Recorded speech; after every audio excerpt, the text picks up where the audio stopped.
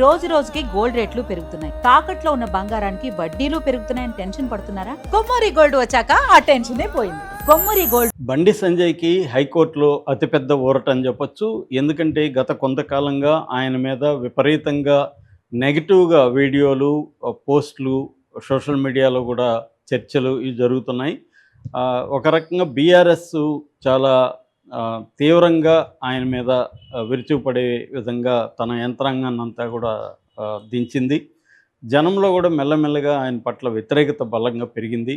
ఎందుకంటే అతని కొడుకు బండి భగీరథ్ ఒక మైనర్ బాలికని బలవంతంగా ఆమెను ఫోర్స్ఫుల్గా మందు దాగించేశాడని.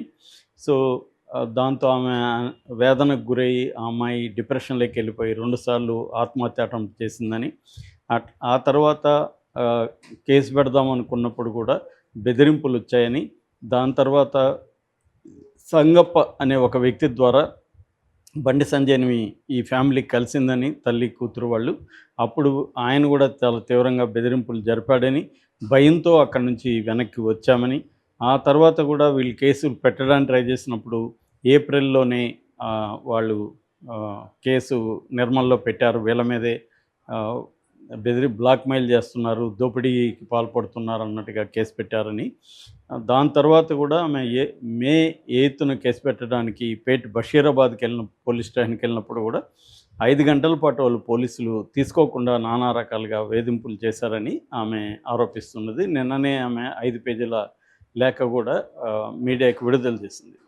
ఈ నేపథ్యంలో ఆయన బలంగా ఈ కేసుని సాక్షాత్తు మోడీ సభలోనే మాట్లాడడం, ఆ తర్వాత కరీంనగర్లో కూడా హనుమత్ జయంతి సందర్భంగా ఆయన చాలా ఎమోషనల్గా మాట్లాడాడు. అట్ ద సేమ్ టైం తీవ్రమైన బెదిరింపులు చేశాడు. సో ఇవన్నీ చేయడం వల్ల ఆయనకు వ్యతిరేకత బలంగా పెరిగింది. మామూలుగా పోక్సో కేసులో ఎప్పుడైనా కూడా కేసు పెట్టగానే ప్రైమా ఫేసి ఎవిడెన్స్ ఉందనుకున్నప్పుడు పోలీసులు ఆరోపించబడిన వ్యక్తిని అరెస్ట్ చేస్తారు. సో ఇది జరుగుతుంది జనరల్గా. కానీ ఇక్కడికి వచ్చేసరికి ఇతను అరెస్ట్ చేయలేదు. ఆ తర్వాత రేవంత్ రెడ్డి కూడా సిట్ వేశాడు. సిట్ వేయాల్సిన అవసరం ఏ రకంగానూ లేదనేది అందరి అభిప్రాయం, అడ్వకేట్స్ అభిప్రాయం. కానీ అందరూ చెప్తున్నది ఏమంటే దీంట్లో సిట్ వేయడానికి ఏముంది, ఒక అమ్మాయి కంప్లైంట్ ఇచ్చింది, వాళ్ళ తల్లి కంప్లైంట్ ఇచ్చింది, దాంట్లో ప్రైమా ఫేసి ఎవిడెన్స్ ఉంది, ఆ అమ్మాయి ఏజ్ నిర్ధారణ అయింది, చాటింగ్ ఉంది, కాల్ రికార్డ్స్ ఉన్నాయి, ఫొటోస్ ఉన్నాయి. ఇవన్నీ ఉన్నప్పుడు ముందుగా అతన్ని అరెస్ట్ చేయాలి, కోర్టుకు పెట్టాలి, ఆ తర్వాత విచారణ జరిపించాలి. అది వదిలేసి సిట్ వేయడమే ఒక విచిత్రమైన విషయం. సిట్ వేసిన తర్వాత కూడా రితురాజ్ ఏం మాట్లాడుతుందంటే ఆయన దోషాన్ని ప్రూవ్ అయితే అరెస్ట్ చేస్తూ ఉంటుంది. అసలు వీళ్ళెవరు ప్రూవ్ చేయడానికి? దోషాన్ని ప్రూవ్ కావాల్సింది కోర్టులో ప్రూవ్ అయినాక అరెస్ట్ చేసేది ఏముంటుంది? అది కూడా ఎప్పుడు ప్రూవ్ అవుతుంది? ట్రయల్ అంతా అయిపోయినాక ప్రూవ్ అవుతుంది. అసలు ఇప్పుడు దోషాన్ని ప్రూవ్ అయితే చేయడం ఏంటి? ప్రైమా ఫేసి ఎవిడెన్స్ లేదా ఉందా లేదా? ఆ అమ్మాయి వాంగ్మూలం తీసుకున్నారు, ఆ అమ్మాయి క్లియర్గా అమ్మాయి చెప్పింది, ఆ అమ్మాయి ఏజ్ నిర్ధారణ చేసుకున్నారు, ఆ అమ్మాయి క్లియర్గా మైనరు. సో అట్లాంటప్పుడు పోక్సో చట్టం ఏం చెప్తుంది? ఒక మైనర్ ఇష్టపూర్వకంగా కలిసినా కూడా అది నేరమే, అబ్బాయి నేరం చేసినట్టుగానే చెప్తుంది. మరి అలాంటప్పుడు ఇతను అరెస్ట్ చేయకుండా సిట్ ఏం చేస్తుంది అనేది పెద్ద ప్రశ్న.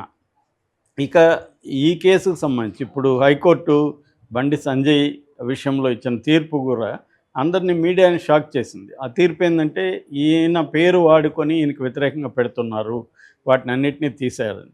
ఖచ్చితంగా దుష్ప్రచారం ఉన్నప్పుడు వాటి మీద చర్య తీసుకోవచ్చు. అసలు చర్చించొద్దు అనడం ఏ రకమైన న్యాయం అనేది ఇప్పుడు ప్రశ్న. ఎందుకంటే అలాగైతే బండి సంజయ్కి బెదిరించే హక్కు ఎక్కడుంది? ఈ కేసు ఫేక్ అని చెప్పి బయట చెప్పే హక్కు ఎక్కడుంది? ఆయన ఎట్లా మాట్లాడతాడు? ఒక పోలీసులకు వ్యతిరేకంగా ఈ కేసు రాంగ్గా పెట్టారు అని ఆయన ఎలా చెప్తాడు? ఆయన సైలెంట్గా ఉండాలి, చట్టం తన పని చేసుకొని పోతుందని గమ్మున ఉండాలి. ఆయనేమో బహిరంగంగా మాట్లాడుతున్నాడు, బహిరంగంగా బెదిరింపులు చేస్తున్నాడు. ఇవన్నీ చేస్తుంటే ఆయనకి ఫ్రీడమ్ ఉంది, దాని గురించి చర్చించడానికి మీడియాకి ఫ్రీడమ్ లేదనడమే విచిత్రమైన విషయం. ఏదేమైనా ఒక రకంగా ఇది ఆయనకి మాత్రం ఊరటని చెప్పచ్చు.